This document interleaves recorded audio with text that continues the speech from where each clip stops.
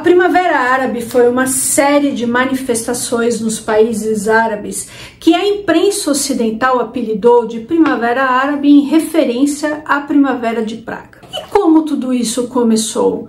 Uma mulher foi o pivô de todas essas manifestações? Fica aqui que a gente vai entender tudo isso hoje. Olá, seja muito bem-vindo de volta ao meu canal. Se você não me conhece, meu nome é Juliane e por aqui eu falo a respeito de história. Dê uma olhada nas nossas playlists, nos vídeos. Se você gostar, se inscreva, deixa o seu like, compartilha com seus amigos, deixe o seu comentário, essas coisas são importantíssimas. Eu vou deixar na descrição do vídeo o livro que eu estou utilizando como referência e também a chave Pix, caso alguém queira fazer alguma contribuição financeira ao canal. Eu agradeço muitíssimo, tá certo? Então, pessoal, como começou a Primavera Árabe? No interior da Tunísia, em 17 de dezembro de 2010, a guarda Faid Handi, junto com seus colegas de trabalho, estava fazendo as rondas no mercado de hortifruti granjeiros na cidade de Sidi Bouzid, uma cidade típica do interior da Tunísia, negligenciada pelo governo. A maioria dos vendedores ambulantes não licenciados fugiu com a chegada dos guardas, mas Mohamed Bouazizi, que trabalhava vendendo nas ruas e tal, tinha 26 anos, ele não tinha licença para vender naquele local. Handi o conhecia e já o tinha alertado contra a venda de frutas sem licença nas proximidades do mercado. Porém, nesse dia, Bouazizi não recuou e acusou os inspetores de assédio e corrupção. Nisso, os fiscais começaram a confiscar os pertences do vendedor. Não há consenso, pessoal, sobre o que aconteceu ao certo naquele dia. Os amigos e a família de Mohamed Bouazizi falam que a guarda Faid Handi o insultou e o esbofeteou. Um grave insulto aí nas sociedades islâmicas, né?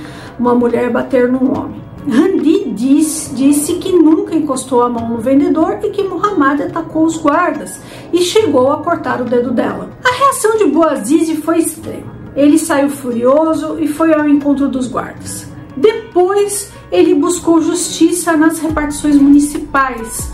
Nisso, ele foi espancado pelos guardas dessas repartições também. Mohamed chegou a ir ao gabinete do governador, que não o recebeu. Então, ele se encharcou de solvente de tinta e ateou fogo em si mesmo. Mohamed desmaiou e foi levado para o hospital. O rapaz não morreu na hora. As pessoas compartilhavam no Facebook seu senso de injustiça, de que o governo mais atrapalhava as pessoas do que as ajudava. No mesmo dia, um grupo de amigos de Mohamed realizou uma manifestação improvisada em frente ao gabinete do governador, onde o rapaz tinha se auto-imolado. A polícia dispersou todo mundo com cacetetes, mas os manifestantes voltaram em maior número no dia seguinte. Os policiais atiraram contra os manifestantes, 2 homens foram feridos e acabaram morrendo. A população começou a falar que Mohamed era um jovem universitário, desempregado e tal, mas não, pessoal, ele não tinha concluído o ensino médio. Muita gente se condoeu com a situação do rapaz, como assim um jovem estudado, tentando sobreviver e tal, e começaram a se identificar com Mohamed e a história dele viralizou no Facebook, sendo noticiada depois por um jornalista que trabalhava para Al Jazeera. A imprensa tunisiana, controlada pelo Estado, não informou sobre os tumultos em Sidi Bouzid, mas a Al Jazeera começou a divulgar. A situação no país estava muito complicada, pessoal. 75% dos desempregados tinham menos de 30 anos. A história dos desprivilegiados de Sidi Bouzid lutando pelos seus direitos contra a corrupção e os abusos do Estado começou a aparecer todas as noites na televisão, alcançando um público árabe bem grande. E nas redes sociais as pessoas conversavam e se organizavam para fazer os protestos. A atitude de Mohamed incitou a opinião pública contra tudo o que havia de errado na Tunísia sob a presidência de Zine Abidine Ben Ali: corrupção, abuso de poder, indiferença ao sofrimento humano e uma economia incapaz de oferecer oportunidades, principalmente para os jovens. Os protestos na Tunísia inflamaram cidadãos também no mundo árabe, que enfrentavam os mesmos problemas. Depois de 23 anos no poder, Ben Ali não tinha soluções para oferecer. As manifestações se espalharam de Sidi Bouzid para as cidades pobres no interior do país. Em 28 de dezembro de 2010, Ben Ali fez uma visita a Muhammad no hospital.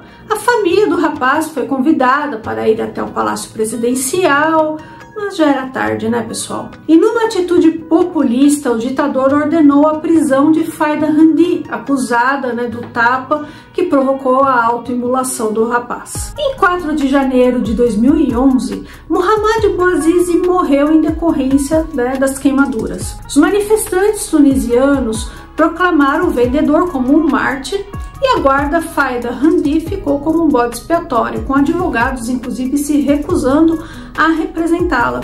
Na prisão, ela disse para os outros presos, que ela era uma professora acusada de bater numa criança. Então veja bem, pessoal, é mais aceitável bater numa criança do que num vendedor que a atacou e estava vendendo num lugar em que ele não tinha licença, Muito bem, pessoal, nas 2 primeiras semanas de janeiro, as manifestações se espalharam por todas as principais cidades na Tunísia. A polícia respondeu com extrema violência, deixando 200 mortos e centenas de feridos.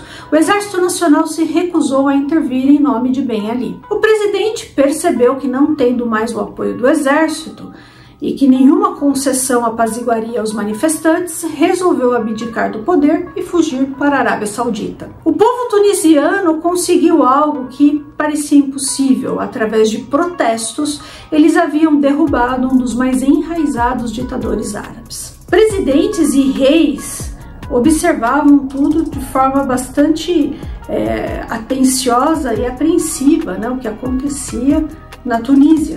Muammar Gaddafi estava no poder desde 1969. O presidente iemenita Ali Abdullah Saleh desde 1978. O presidente egípcio Hosni Mubarak desde 1981. Cada um deles preparava um filho para sucedê-lo. Por quê? Durante muito tempo eles ficaram subjugados, quer dizer, subjugados com o medo de falar contrário ao que o governo vinha dizendo, e eram governos muito terríveis, quer dizer, com um serviço secreto muito eficiente, e qualquer um que se manifestasse contra, ou onde houvesse suspeita de que alguém estava falando contra o governo, essa pessoa rapidamente era presa, ou era até mesmo assassinada, desaparecida. Então isso tudo gerou um medo, e durante muito tempo eles ficaram sufocados e ficaram guardados, até que sentiram coragem, porque se viram num número expressivo de jovens, um número expressivo de pessoas, a união poderia fazer a força.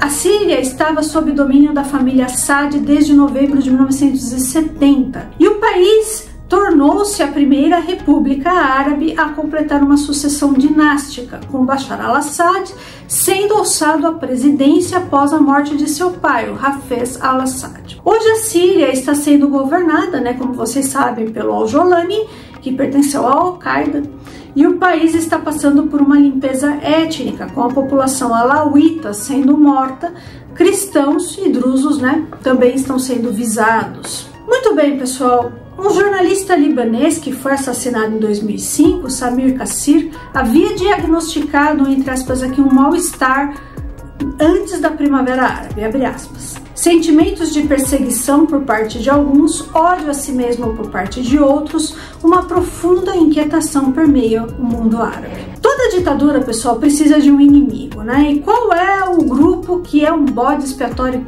histórico? Os judeus. Então, pessoal, as ditaduras árabes e muçulmanas criam cortina de fumaça para a população com uma propaganda anti-Israel, e isso ajuda a segurar os ditadores no poder. Veja aí o que disse Demetrio Magnolio, que é sociólogo. Chama atenção para o grau de opressão vivido por esses povos e o peso dos clãs. Demorou para despertar, de fato, o despertar do mundo árabe foi demorado, em primeiro lugar pelo peso das ditaduras nas regiões, pelo tipo de controle que essas ditaduras exerciam, muitas vezes um controle militar, muitas vezes um controle clânico sobre os seus países, e também em função do mito do inimigo externo. Quer dizer, as ditaduras árabes sempre utilizaram o pretexto do inimigo externo, essencialmente hoje em dia Israel, como fonte da sua legitimação. Ser contra Israel se transformava num modo de legitimar os regimes, de legitimar os governos. E com isso se conseguiu por muito tempo secar um discurso oposicionista baseado na ideia de direitos e de liberdades. Os cidadãos egípcios já estavam se mobilizando antes da Primavera Árabe. Em 2004, um grupo de ativistas formou o Movimento Egípcio pela Mudança, mais conhecido como Kifaya, que significa basta, para protestar contra o governo de Mubarak. O governo recorreu a táticas sujas, como libertação de prisioneiros condenados, para provocar medo e desordem. Policiais com trajes civis agrediram manifestantes. Mais de 800 pessoas foram mortas e milhares ficaram feridas no decorrer dos protestos. Ao longo de tudo isso, o exército egípcio se recusou a apoiar o governo e declarou legítimas as exigências dos manifestantes. Assim como Ben Ali, Mubarak reconheceu que sua posição era insustentável sem o apoio do exército. Em 11 de fevereiro de 2011, o presidente egípcio renunciou. As manifestações tomaram conta, pessoal, do mundo árabe, e Muammar Gaddafi, que estava no poder, como disse, há 41 anos, usava lá o estupro como arma de guerra, inclusive contra os seus generais. Ele e seu filho estavam fugindo de Sirte quando foram acertados por um avião da OTAN. Ele não morreu, mas acabou sendo capturado pelas tropas rebeldes. Posteriormente, a Líbia entrou em guerra civil. Outros também que entraram em guerra civil foram os iemenitas. Na verdade, pessoal, trata-se de uma guerra por procuração do Irã versus a Arábia Saudita. E hoje há um certo desalento em relação à Primavera Árabe no mundo árabe muçulmano. Só a Tunísia conseguiu algum progresso, mas mesmo assim a população não vê que seus esforços foram recompensados. Vejam aí uma matéria da Euronews. Foram implementadas reformas democráticas na Tunísia e o país distinguiu-se de outras nações, onde as revoltas contra governantes entrincheirados se transformaram em guerras intermináveis. A Síria, a Líbia ou o Iêmen. Há observadores que consideram que a única história de sucesso da Primavera Árabe foi a Tunísia, mas terá sido. Uma década depois, muitos dos que lutaram pelas mudanças sentem que o país está muito longe da nação próspera e justa com que sonhavam. O que mudou durante esses 10 anos é que um ministro ou um presidente substituiu outro, mas o sistema permaneceu o mesmo. Tudo o que resta é o slogan Trabalho, Liberdade e Dignidade Nacional. Foi isto que ouvimos durante a Revolução. Não testemunhámos nenhuma dessas coisas. Talvez apenas a liberdade, mas não é realmente isso, é uma liberdade de imprensa. Mas o que é que realmente significa para um cidadão? Terá ele um emprego? Não, não tem. Então, eu vou ficando por aqui. Eu espero muito que vocês tenham gostado do vídeo de hoje. E eu peço, por favor, para vocês não se esquecerem de se inscrever nesse canal, curtir, compartilhar esse vídeo, tá bom? Um abraço e até mais.